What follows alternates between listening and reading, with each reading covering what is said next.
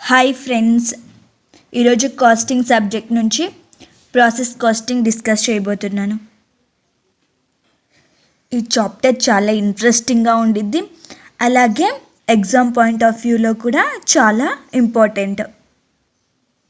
So మనం process costing నుంచి ఏం డిస్కస్ చేస్తామంటే process costing meaning and next preparation of various processes and other accounts, next normal loss, next abnormal loss and valuation of work in progress, inter process profits, method of process costing. So methods FIFO కానీ weighted average method, 2 methods ఉన్నాయి. So ముందుగా మనం process costing meaning ఏంటో తెలుసుకుందాం. Example, నేను CA తీసుకుంటున్నాను. So CA complete చేయాలంటే ఎన్ని ప్రాసెసెస్ ఉంటాయి? ఫౌండేషన్ కోర్స్ ఉంటుంది, ఇంటర్మీడియట్ కోర్స్ ఉంది, తర్వాత ట్రైనింగ్, తర్వాత ఫైనల్ అటెంప్ట్. సో ఇవన్నీ ప్రాసెసెస్. సో ప్రతి ప్రాసెస్కి మనం ప్రాసెస్ అకౌంట్ అనేది ప్రిపేర్ చేస్తాము. So foundation account, so process 1. So foundation అకౌంట్కి మనకి ఫౌండేషన్ సిఏ ఫౌండేషన్ చదవాలంటే ఏమేమి ఎక్స్పెన్సెస్ అవుతాయి? సో స్టడీ మెటీరియల్ని పర్చేస్ చేయాలి, అలాగే ఎన్రోల్మెంట్ ఉండిద్ది, మనం ఫీజ్ పే చేయాలి, అండ్ ఎక్స్పెన్సెస్ చాలా ఉంటాయి కదా. సో ఇవన్నీ మనం ప్రాసెస్ అకౌంట్లో డెబిట్ చేస్తాం. సో ప్రాసెస్ అకౌంట్ కూడా నామినల్ అకౌంట్ లాగానే సో ఎక్స్పెన్సెస్ అన్నీ డెబిట్ చేస్తాం. సో ఇన్కమ్ మనకి ఏంటి? ఫౌండేషన్ కోర్స్ వల్ల నాలెడ్జ్ గెయిన్ చేస్తాం. సో ఆ నాలెడ్జ్ అనేది మనకి నెక్స్ట్ ప్రాసెస్కి ట్రాన్స్ఫర్ అవుతుంది. సో నెక్స్ట్ లెవెల్ ఏంటి? ఇంటర్మీడియట్. సో ఇంటర్మీడియట్కి నాలెడ్జ్ ట్రాన్స్ఫర్ అవుతుంది. సో ఇక్కడ మొత్తం మనం స్పెండ్ చేసిన అందులో దేనికోసం? నాలెడ్జ్ కోసం. So knowledge means output. So ఇవన్నీ ఇన్పుట్స్ ఇస్తే మనకి అవుట్పుట్ వచ్చింది ఫౌండేషన్లో. సో నెక్స్ట్ ప్రాసెస్లో ఇది ఇన్పుట్ అవుతుంది ప్రాసెస్ 1ది. సో అండ్ అలాగే నెక్స్ట్ ప్రాసెస్లో కూడా ఎక్స్పెన్సెస్ ఉంటాయి కదా. నెక్స్ట్ ఇంటర్మీడియట్ కూడా మనం ఫీజ్ పే చేయాలి, స్టడీ మెటీరియల్స్ని పర్చేస్ చేయాలి. సో ఇంటర్మీడియట్ నుంచి మనకి ఫైనల్ నెక్స్ట్. సో ఫైనల్కి నాలెడ్జ్ అనేది ట్రాన్స్ఫర్ అవుతుంది. సో ట్రైనింగ్లో కూడా ఎక్స్పెన్సెస్ ఉంటాయి, మనం ఎన్రోల్ అవ్వాలి కదా ట్రైనింగ్కి. సో ఎన్రోల్మెంట్ ఫీ పే చేయాలి. సో ట్రైనింగ్లో మనకి ప్రాక్టికల్ నాలెడ్జ్ వచ్చింది. నేను ట్రైనింగ్ అకౌంట్ ప్రిపేర్ చేయలేదు, డైరెక్ట్గా ప్రాసెస్ 3 చేశాను. సో ట్రైనింగ్ అకౌంట్ కూడా మనం ప్రిపేర్ చేయొచ్చు. నేను జస్ట్ ఎగ్జాంపుల్ తీసుకున్నాను కాబట్టి ఆ అకౌంట్ని ప్రిపేర్ చేయలేదు. So next final account. So final process 3. So ఇక్కడ కూడా మనకి ట్రాన్స్ఫర్ అయ్యిద్ది ప్రాసెస్ 2 నుంచి. So next expenses. సో టోటల్గా మనకు అవుట్పుట్ ఎందుకు ఇదంతా చేస్తున్నాం? సిఏ కంప్లీట్ చేయడం కోసం. సో మన ప్రోడక్ట్ కంప్లీట్ అయ్యే వరకు మనం అన్ని ప్రాసెస్ని నోట్ చేయాలి. ప్రతి ప్రాసెస్కి సపరేట్ ప్రాసెస్ అకౌంట్ని మనం ప్రిపేర్ చేయాలి. Process casting applies to manufacturing units wear the output of one process become the input of second process. So ఒక ప్రాసెస్లో ఇన్పుట్ అనేది ముందు ప్రాసెస్ నుంచి వచ్చిన అవుట్పుటే. సో ప్రాసెస్ 1 అవుట్పుట్ అనేది ప్రాసెస్ 2కి ఇన్పుట్ అవుతుంది. ఇందాకే చెప్పాను, ప్రాసెస్ అకౌంట్ అంటే nominal account, expenses, incomes, revenues, losses అన్నీ నోట్ చేస్తాం. సో ప్రాసెస్ కాస్టింగ్ ప్రొఫార్మాస్ ఎలా ఉంటాయో చూద్దాం. సో ప్రాసెస్ 1 అకౌంట్లో ఇన్పుట్స్ ఏమేమి ఉండొచ్చు? Material, labour, direct expenses, factory over heads. So ఈ ఇన్పుట్స్ అన్నీ యూస్ చేసి అవుట్పుట్ ప్రిపేర్ చేస్తాం. సో ఈ ఇన్పుట్స్ వల్ల మనకి అవుట్పుట్ వచ్చింది ప్రాసెస్ 1లో. సో ఆ అవుట్పుట్ ప్రాసెస్ 2కి ట్రాన్స్ఫర్ చేస్తాం. ఫౌండేషన్ కోర్స్ నుంచి ఇంటర్మీడియట్కి వెళ్తాం కదా, అక్కడికి నాలెడ్జ్ అనేది అవసరం ఉండిద్ది కదా, సో ట్రాన్స్ఫర్ చేస్తాం. ఫర్ ఎగ్జాంపుల్ ఏదైనా క్లాత్ మ్యానుఫ్యాక్చరింగ్ చేస్తున్నప్పుడు కూడా క్లాత్కి కాటన్ అవసరం కదా, కాటన్ థ్రెడ్స్ని ఇన్పుట్ యూజ్ చేస్తే మనకి అవుట్పుట్ అనేది క్లాత్ వచ్చింది. సో ఆ క్లాత్ని మళ్ళీ నెక్స్ట్ ప్రాసెస్కి పంపిస్తే అక్కడ మనకి కటింగ్, ప్రింటింగ్, స్టిచ్చింగ్ అనేవి జరుగుతాయి. సో ఇలా ప్రాసెస్ అనేది జరిగింది. సో ఒక ప్రాసెస్లో అవుట్పుట్ అనేది ఇంకొక ప్రాసెస్కి ఇన్పుట్ అవుతుంది. సో నెక్స్ట్ ప్రాసెస్కి ప్రాసెస్ 1లో అవుట్పుట్ అనేది ట్రాన్స్ఫర్ అవుతుంది. నెక్స్ట్ ఇక్కడ కూడా మనకి ఎక్స్పెన్సెస్ జరుగుతాయి. సో ఫైనల్గా మనకి ఫినిష్డ్ ప్రోడక్ట్ అనేది వచ్చింది. సో ఇవి process accounts. And another accounts ఏముంటాయంటే, సో ఇప్పుడు ఫినిష్డ్ గుడ్ ప్రిపేర్ అయిన తర్వాత దాని కాస్ట్ కూడా మనం క్యాలిక్యులేట్ చేసుకోవాలి కదా. సో ఫినిష్డ్ గూడ్స్ ప్రాసెస్ 2 నుంచి అవుట్పుట్ అనేది ఫినిష్డ్ గూడ్స్కి ట్రాన్స్ఫర్ అవుతుంది. సో ఇక్కడ కూడా మనకి finished goods office and admin మనం కాస్ట్ షీట్లో చూసాం కదా, సో అవి ఉంటాయి. సో తర్వాత మనకి ఇక్కడ అవుట్పుట్ వచ్చేసి కాస్ట్, సేల్స్ యొక్క cost. Next cost of sales. Cost of సేల్స్లో ఇన్పుట్ ఏంటి? ఫినిష్డ్ గూడ్స్ నుంచి వచ్చే అవుట్పుట్. అలాగే సెల్లింగ్ అండ్ డిస్ట్రిబ్యూషన్ ఎక్స్పెన్సెస్ ఏవైనా ఉంటే అవి. సో నెక్స్ట్ వచ్చే మనకి అవుట్పుట్ వచ్చేసి కాస్టింగ్ పిఎన్ఎల్ అకౌంట్కి ట్రాన్స్ఫర్ చేస్తాం. Next costing PNL account. Costing PNL అకౌంట్లో ఇన్పుట్ ఏంటిది? Cost of sales. సో మనం సేల్ చేసేటప్పుడు మనకు ప్రాఫిట్ రావచ్చు, లాస్ రావచ్చు. ప్రాఫిట్ వస్తే టు ప్రాఫిట్, లాస్ వస్తే బై లాస్. ఓకే, ఇప్పుడు ఒక ఇల్లుస్ట్రేషన్ చూద్దాం ప్రాసెస్ అకౌంట్లో. ప్రతి ప్రాసెస్కి మనం ప్రాసెస్ అకౌంట్ అనేది ప్రిపేర్ చేస్తాం. సో అంటిల్ ఆ ప్రోడక్ట్ సేల్ చేసే వరకు మనము ప్రతిదీ అకౌంట్ ప్రిపేర్ చేస్తాం. Okay, from the following data prepare the process accounts indicating the cost of each process and other total cost. The total units that passes through each process were 240 for the period. So ప్రతి పీరియడ్లో 240 units transfer అవుతాయి అని చెప్తున్నారు. So materials, labour, other expenses process 1, process 2, process 3 ఇచ్చారు. So indirect expenses వచ్చేసి 85,000 maybe ఆ portion on the basis of wages మీద ఆ పోర్షన్ చేయమన్నారు. There was no opening or closing stock. So ఆ పోర్షన్ చేయమని చెప్పారు కాబట్టి ఇది మొత్తం మనకి 3 ప్రాసెస్కి సంబంధించిన వాల్యూ. సో ఇప్పుడు ప్రాసెస్ అకౌంట్. సో ప్రాసెస్ అకౌంట్లో మనకి inputs material, labour and other expenses, indirect expenses ఎలా నోట్ చేయాలి? 85,000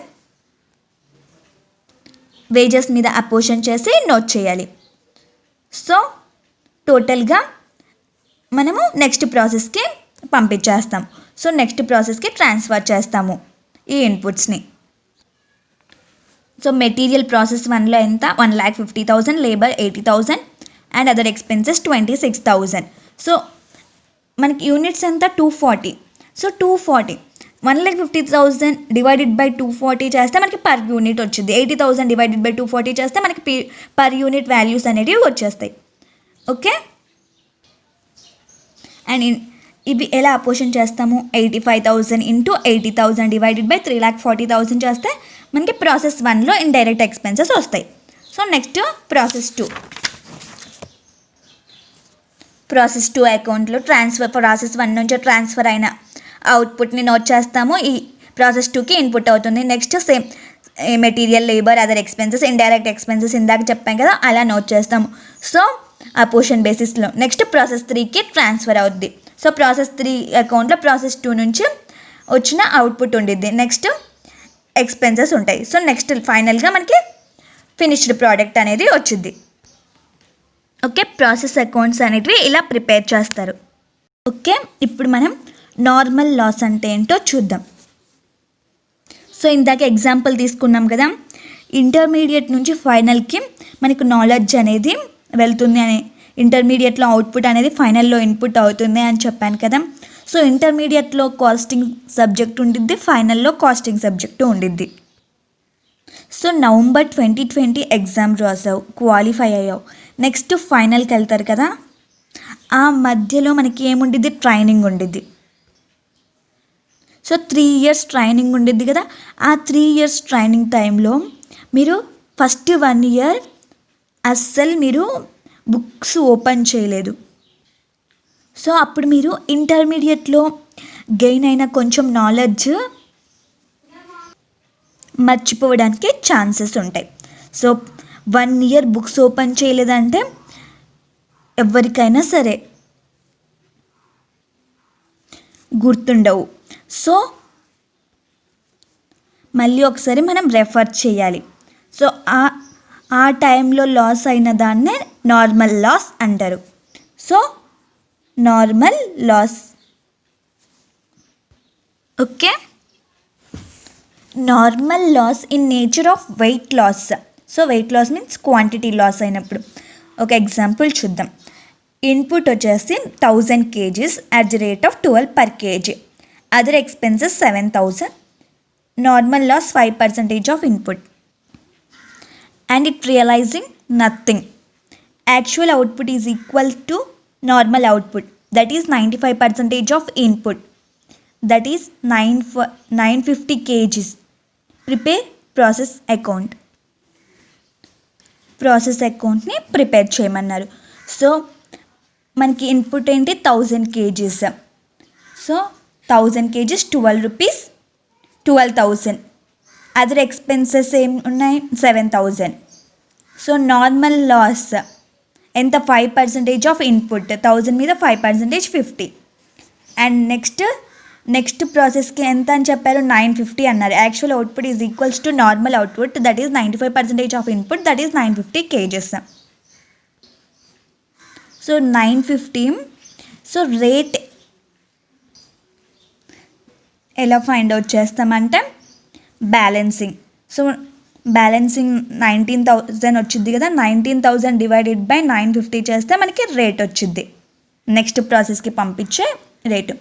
in the absence of any information regarding normal loss credit normal loss units to prepare process account without giving any credit to amount.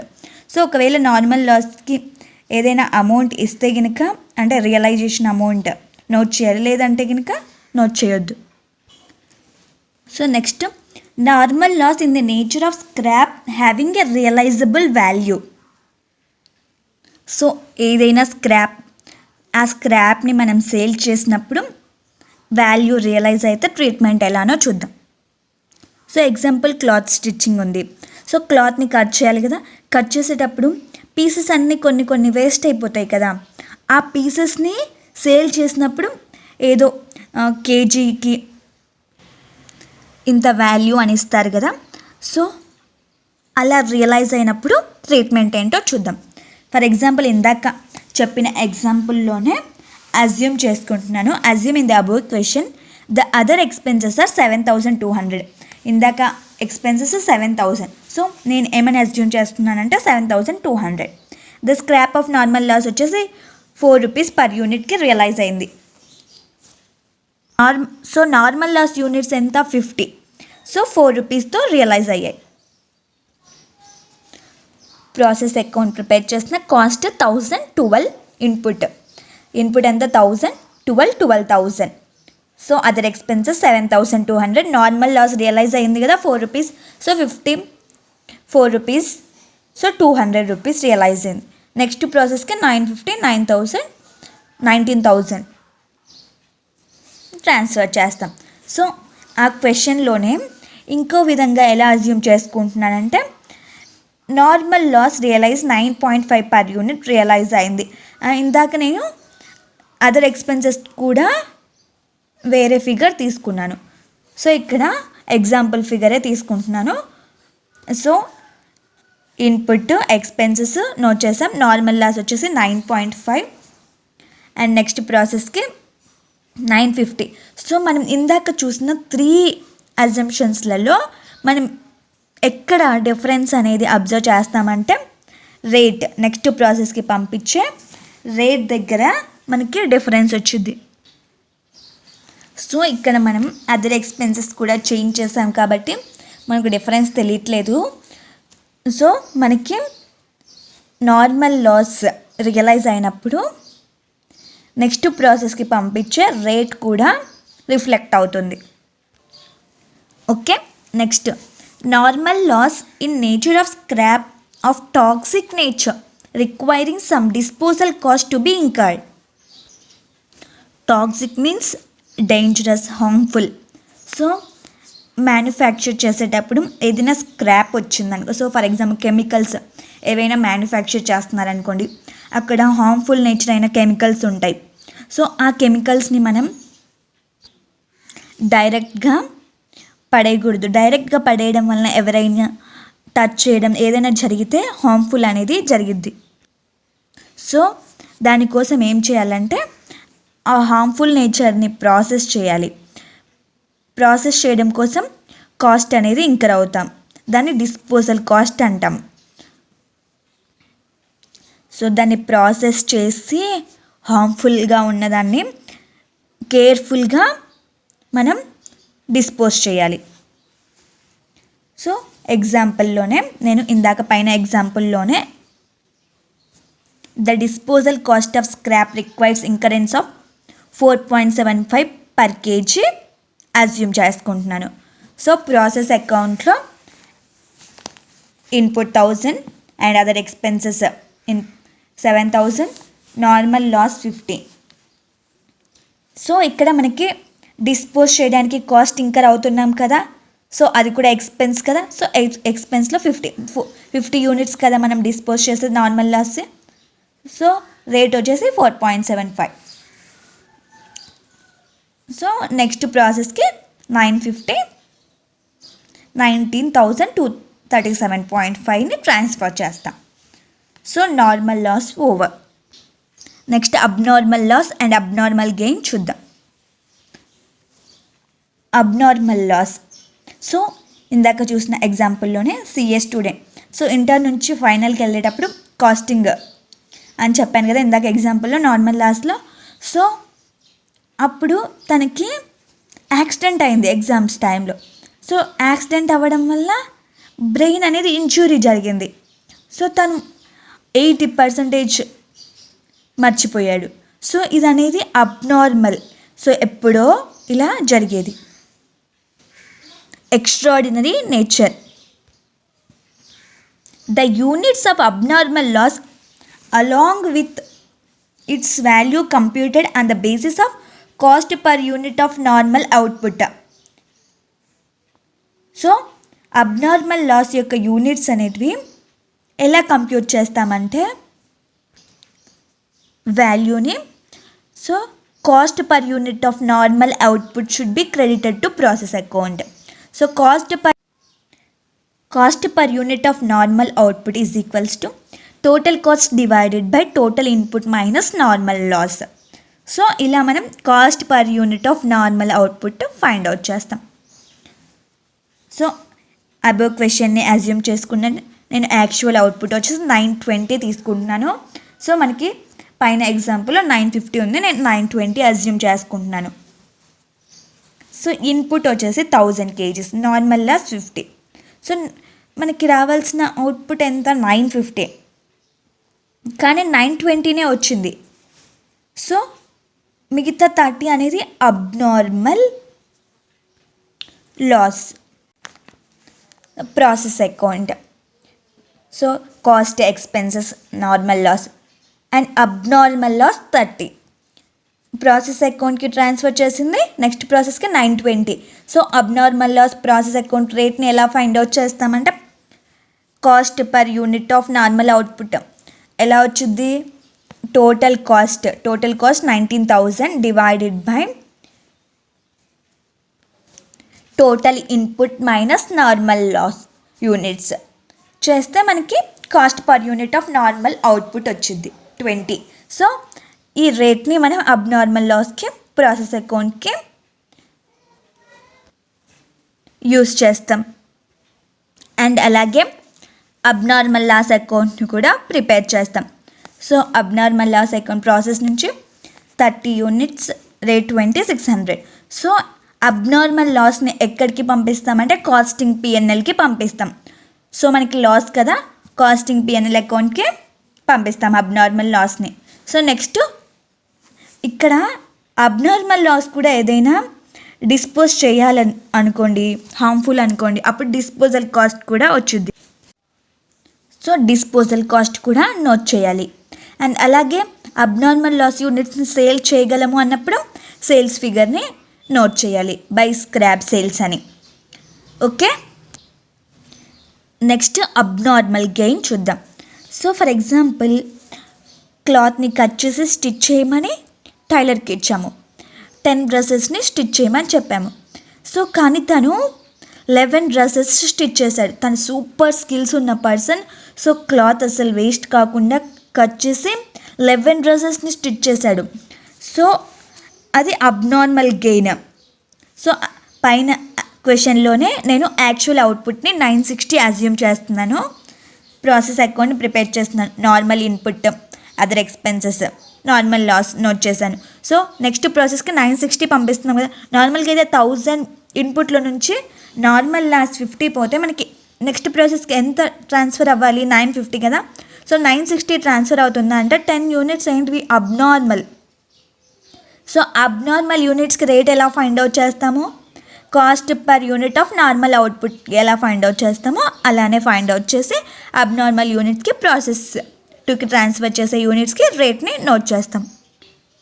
Okay, next mister A manufacturing shirts. Example mister A manufacturing shirts. So షర్ట్స్ని manufacture చేయాలి అంటే cutting, printing, stitching ఉండిద్ది కదా. So తను పీసెస్ని cut చేస్తే 1000 pieces అయ్యాయి. So అందులో తను నెక్స్ట్ ప్రాసెస్కి ప్రింటింగ్కి పంపించకుండా సేల్ చేసేస్తున్నాడు. సో కటింగ్ దగ్గర వచ్చిన అవుట్పుట్ సేల్ చేస్తున్నాడు 200 పీసెస్ని. సో ఆ 200 పీసెస్ని సేల్ చేసి 800 పీసెస్ని నెక్స్ట్ ప్రాసెస్కి పంపిస్తున్నాడు. సో ఇలా ఉన్నప్పుడు ట్రీట్మెంట్ ఎలా ఉండిద్దో చూద్దాం. Assume in above question the part output of 250 kg is sold 30 per kg and 700 kg is transferred to next process. So total input 1000 kgs. So 1000 kgsలలో 250 kgs సేల్ చేస్తున్నాడు అండ్ 700 వచ్చేసి నెక్స్ట్ ప్రాసెస్కి పంపిస్తున్నాడు. So normal loss as usual. సో ఇప్పుడు sale చేస్తే మనకి profit వచ్చింది కదా. సో ఆ ప్రాఫిట్ని కాస్టింగ్ పిఎన్ఎల్ అకౌంట్కి ట్రాన్స్ఫర్ చేస్తున్నాడు. సో ఇక్కడ నెక్స్ట్ ప్రాసెస్కి పంపించే యూనిట్స్ యొక్క రేట్ని ఎలా ఫైండ్ అవుట్ చేస్తామంటే cost per unit of normal output. So ఇలా ఫైండ్ అవుట్ చేస్తాం. So abnormal loss find out చేసేటప్పుడు ప్రాసెస్ అకౌంట్స్ని ప్రిపేర్ చేసేటప్పుడు నెక్స్ట్ ప్రాసెస్కి పంపించే యూనిట్స్ యొక్క రేట్ని ఎలా ఫైండ్ అవుట్ చేస్తామంటే cost per unit of normal output. So ఇలా ఫైండ్ అవుట్ చేస్తాం. సో 20 రూపీస్ కదా వచ్చింది cost per unit of normal output. So కానీ వాళ్ళు 30 రూపీస్కి సేల్ చేస్తున్నారు. సో ప్రాఫిట్ ఎంత 10 రూపీస్. సో 10 రూపీస్ నోట్ చేస్తాం. సో ఒకవేళ వాళ్ళు అసలు ఇన్ఫర్మేషన్ ఇవ్వలేదు అనుకోండి, సేల్ ఇన్ఫర్మేషన్ అంటే రేట్ ఇన్ఫర్మేషన్, సో అప్పుడు మనం 20నే తీసుకుంటాం. Okay, if sale price of ₹30 kg is not given, then sale price is equals to cost per unit of normal output. Next, treatment of realizable value of packages and empties చూద్దాం. For example packages, ఎంటీస్ ఇవన్నీ ఉంటాయి కదా. So అవి sale చేయడం వలన కూడా మనకి amount వచ్చింది. Example news papers. So monthly complete అయిపోయిన తర్వాత ఆ month news papers so per KG ఎంత అనేసి సేల్ చేస్తాం కదా. సో అలా సేల్ చేసేటప్పుడు కూడా మనకి అమౌంట్ వచ్చినప్పుడు ఎలా ట్రీట్ చేస్తామంటే ప్రాసెస్ అకౌంట్లో క్రెడిట్ ప్యాకేజెస్ అండ్ ఎంటీస్ అని నోట్ చేస్తాం. So next treatment of inventory which need to be recycled. So ఆ ఇన్వెంటరీని మళ్ళీ రీసైకిల్ చేసినప్పుడు ఎలా ట్రీట్మెంట్ చేస్తామంటే సో రా మెటీరియల్ని రీసైకిల్ చేసినప్పుడు closing stock of raw material వచ్చింది. సో దాన్ని క్రెడిట్ సైడ్ ఆఫ్ ప్రాసెస్ అకౌంట్లో నోట్ చేస్తాము. సో రీసైకిల్ చేసినప్పుడు వచ్చిన మెటీరియల్ని క్లోజింగ్ స్టాక్ ఆఫ్ రా మెటీరియల్ని ప్రాసెస్ అకౌంట్లో క్రెడిట్ సైడ్ నోట్ చేస్తాం. ఇప్పుడు ఒక ఎగ్జాంపుల్ చూద్దాం. Process input is 600 units at the rate of 30 per unit. Other expenses 9,540. 5% input is normal waste. Waste realizes 8 per unit. Waste realizes 8 per unit. 10% of input needs to be recycled. Actual output is 460 units. Prepare process account, normal loss account, abnormal loss account. So process account. Raw material input enta 600. So 30 rate. So 18,000. Other expenses 9,540. Normal loss వచ్చేసి 5% inputs మీద 5%. So 600 into 5%, 30. Realise అయిందని చెప్పారు 8 per unit, 240. 10% of input need to be recycle అన్నారు. 10% ఇన్పుట్ని recycle చేశారంట. So 10% of input ఎంత? 600 into 10% is 60. So by closing raw material 60.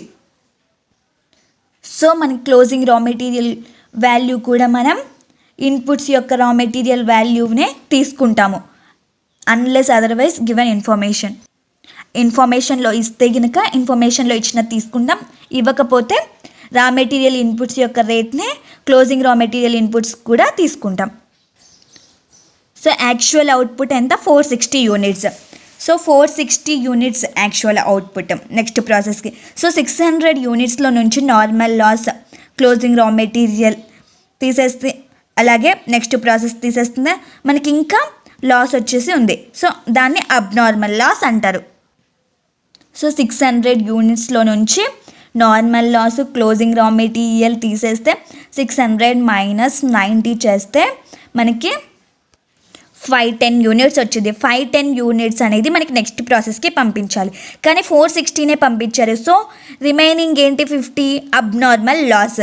So ఇప్పుడు మనం abnormal లాస్కి నెక్స్ట్ ప్రాసెస్కి పంపించే యూనిట్స్కి రేట్ ఎలా ఫైండ్ అవుట్ చేస్తామంటే, cost per unit of normal అవుట్పుట్లోని ఎలా ఫైండ్ అవుట్ చేస్తామంటే, ఈ కేసెస్లో 18,000 ప్లస్ 9,550 టోటల్ కాస్ట్లో నుంచి మనం normal loss and closing raw material cost అమౌంట్ని లెస్ చేస్తాం. ఎందుకంటే ఇది మళ్ళీ మనకి తిరిగి వచ్చేస్తుంది కదా, రీసైకిల్ చేయడం వలన నార్మల్ లాస్ మళ్ళీ రియలైజ్ అవ్వడం వలన తిరిగి వచ్చేస్తుందిగా. సో అందుకని లెస్ చేస్తాం.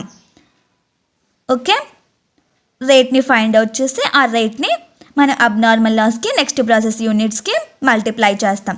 So normal loss account next. So normal loss account ఎంత? నార్మల్ లాస్ 30 యూనిట్స్, 8 per unitని నార్మల్ లాస్ అకౌంట్లో ప్రాసెస్ నుంచి వచ్చిందని నోట్ చేస్తాం. సో దీన్ని ఎక్కడికి ఎలా వచ్చింది? ఇది సేల్ చేయడం వల్ల వచ్చింది. So by sale proceeds 38, 240. So next abnormal loss account. So abnormal loss కూడా 50 units, 50. So 2500 abnormal loss process account నుంచి వచ్చింది. సో అబ్నార్మల్ లాస్ని కాస్టింగ్ పిఎన్ఎల్ అకౌంట్కి పంపించాలని చెప్పాను కదా. సో ఇక్కడ క్వశ్చన్లో ఏమన్నారు? వేస్ట్ రియలైజెస్ 8%, 8 per unit అన్నారు. వేస్ట్ మీన్స్ ఇక్కడ ఏమని సో ఇన్ఫర్మేషన్లో చెప్పలేదు కదా. సో జస్ట్ వేస్ట్ రియలైజెస్ అన్నారు. So normal, abnormal. సో అందుకే క్వశ్చన్ అనేది చాలా జాగ్రత్తగా చదవాలి. So by sale proceeds 50 units, 8 per unit, 400. So remaining costing PNL అకౌంట్కి ట్రాన్స్ఫర్ చేస్తాం. సో ఇక్కడ ప్రాసెస్ అకౌంట్లో ఎందుకు నోట్ చేయలేదు అబ్నార్మల్ లాస్ రియలైజ్ అయిన వాల్యూ అంటే, ప్రాసెస్ అకౌంట్లో టోటల్గా ఎంత యాక్చువల్ లాస్ ఎంతనో నోట్ చేస్తాం. సో ఈ 50 యూనిట్స్లోనే మనకి ఈ వాల్యూ కూడా ఉండిద్ది. సో ప్రాసెస్ అకౌంట్లో టోటల్గా యాక్చువల్ లాస్ ఎంతనో అబ్నార్మల్ లాస్ మనకి యాక్చువల్గా ఎంత లాస్ అయింది తెలియడం కోసం ప్రాసెస్ అకౌంట్లో టోటల్ లాస్ని నోట్ చేస్తాం. సో ఇక్కడ 50 రూపీస్లో 8 రూపీస్ రియలైజ్ అయింది కదా, సో రిమైనింగ్ 42ని మనం కాస్టింగ్ పిఎన్ఎల్ అకౌంట్కి ట్రాన్స్ఫర్ చేస్తాం. ఓకే, నెక్స్ట్ క్లాస్లో రిమైనింగ్ కాన్సెప్ట్ చూద్దాం. Okay friends, all the best, bye.